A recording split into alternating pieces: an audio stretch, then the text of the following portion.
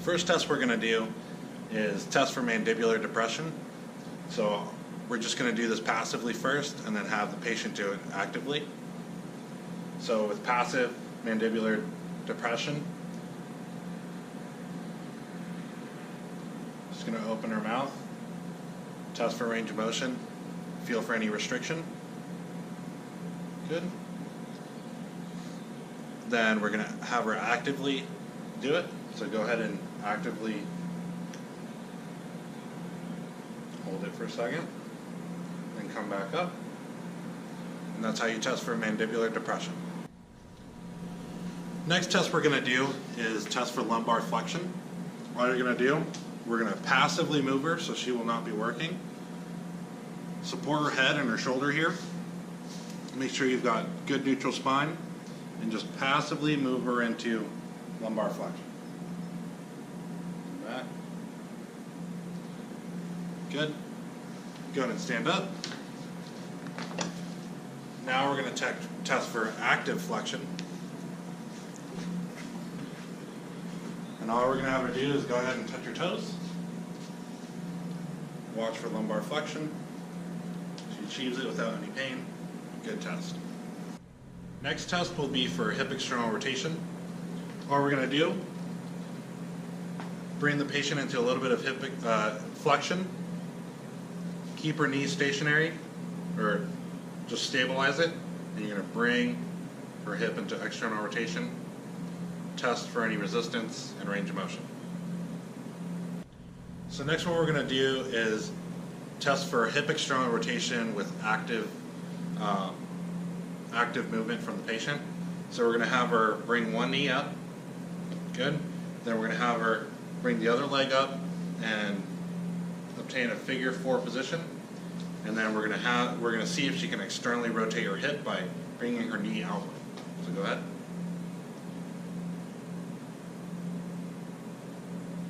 Test is good for active range of motion. Next test we're going to do is test for elbow extension. So all we're going to do is test for passive range of motion first. So we're going to be here, start with the elbow flexed, then carefully extend her elbow. She has full passive range of motion. After that, what we're going to have her do is actively extend her elbow. So bring your elbow up to 90, or your shoulder up to 90 degrees, and go ahead and extend your elbow. And she can actively extend her elbow. GoPro, stop recording. Next test we're going to do is we're going to stretch the left internal oblique. This is the patient's left side. All you're going to do, you're going to have her cross your arms, turn her to the left, all right, and you're going to rotate her to the right, stretching the left internal oblique. This is passive. For active, what we're going to have her do is turn to her left side, all on your own. Keep your hips stationary, knees straight, and go ahead and turn as far as you can to your right. And that would be an active stretch for the left internal oblique. Next test we're going to do is exercising the left anterior scalene. So all I'm going to have the patient do is bring her ear to her shoulder and also tuck the chin. So go ahead, ear to the shoulder and tuck the chin. And that will exercise the anterior scalene effectively. Next test we're going to do is stretch the left iliocostalis lumborum. Iliocostalis lumborum does extension of the spine. So we're going to have her extend her spine. We're going to have her laterally flex, and we're also going to have her rotate ipsilaterally. So extend, laterally flex, rotate. So to stretch this, we're going to rotate, laterally flex to the other side, and then also flex the entire spine over, stretching the left iliocostalis lumborum. Next exercise will be exercising the transverse abdominis. So what we're going to have the patient do is relax her core, and then you're going to instruct the client to draw in the core, suck in the stomach. Go ahead, suck in, and that navel should get closer to the spine. drawing in maneuver. Stay drawn in, go that all the way across. You could also tickle the client, tickle, which will activate the transverse abdominis. Next thing we're going to do is test for L3 myotome. So all we're going to have the patient do are extend her knees, so go ahead and extend your knees. Alright, she's got strength there. So now we're going to put some load on here to make sure that she has her full strength there. So go ahead and hook your feet into the leg extension machine. Good. So now all we're going to have her do is do knee extension under load. So go ahead and extend your knees. Hold. Relax. And that's how you test for L3 myotome. Next test will be for T1 myotome. So all we're going to have her do is hand grasp. So make sure she can squeeze my hand. Go ahead. Then next one we're going to do is finger abduction. Abduct the fingers. And that's how you test for T1 myotome.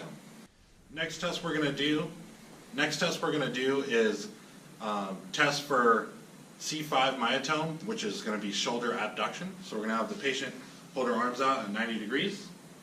Good. And then we're going to give resistance, and she needs the battle. Good. And that's how you test for C5 myotome. Next test we're going to do is test for vibration on the C8 dermatome.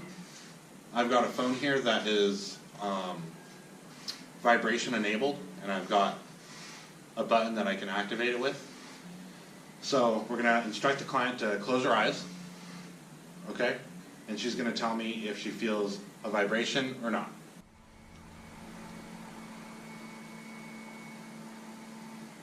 Yes.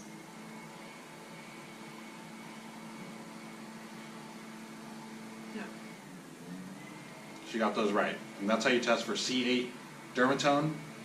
Testing the most the most medial portion of the hand is the C8 dermatome. Next exercise we're going to do is exercise the left supraspinatus. So what we're going to have the patient do is turn her palm up down here, and then she's going to lift her shoulder up into abduction, and that will exercise the supraspinatus. Go back down. You can provide a little bit of resistance, come back up. And that's how you can exercise the supraspinatus under load. Next test we're going to do is stretch the left extensor carpi radialis longus. So we're going to start with the elbow in flexion. We're going to extend the elbow, flex the wrist, and move into ulnar deviation. Next exercise we're going to do is exercising the middle fibers of the left trapezius. So we're going to instruct the client. So we're going to instruct the client to grab the handle with the left arm,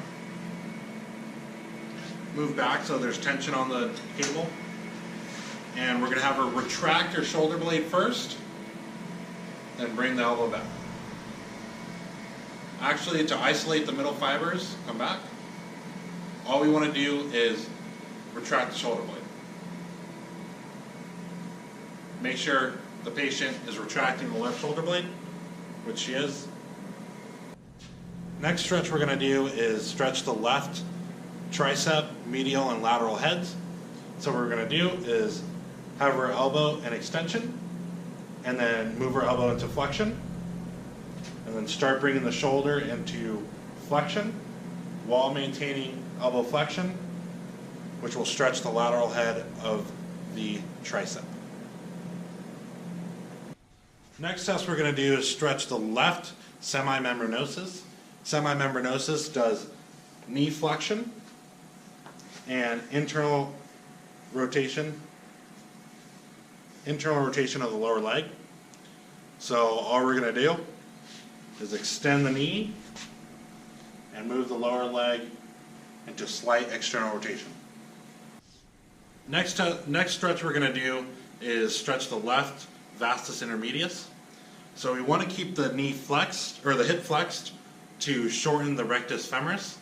And all we're going to do in this position in hip flexion, we're going to move the heel to the glute, stretching the vastus intermedius.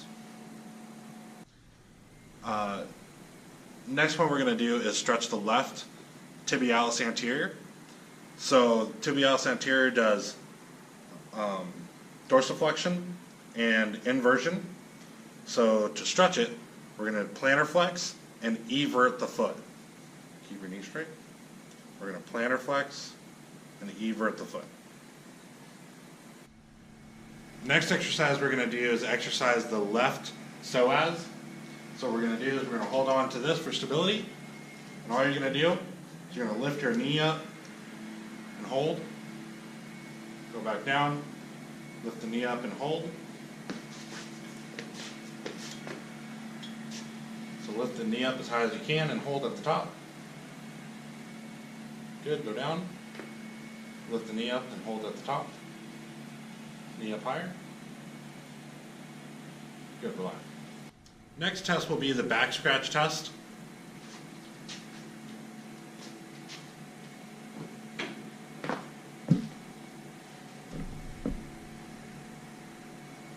That was my left side, this is my right side.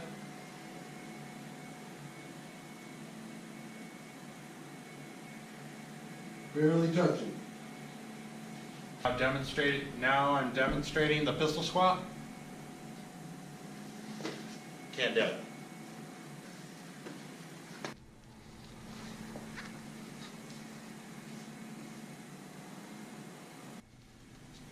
Have to demonstrate the pistol squat. I can't do it, so I'm regressing myself to a TRX,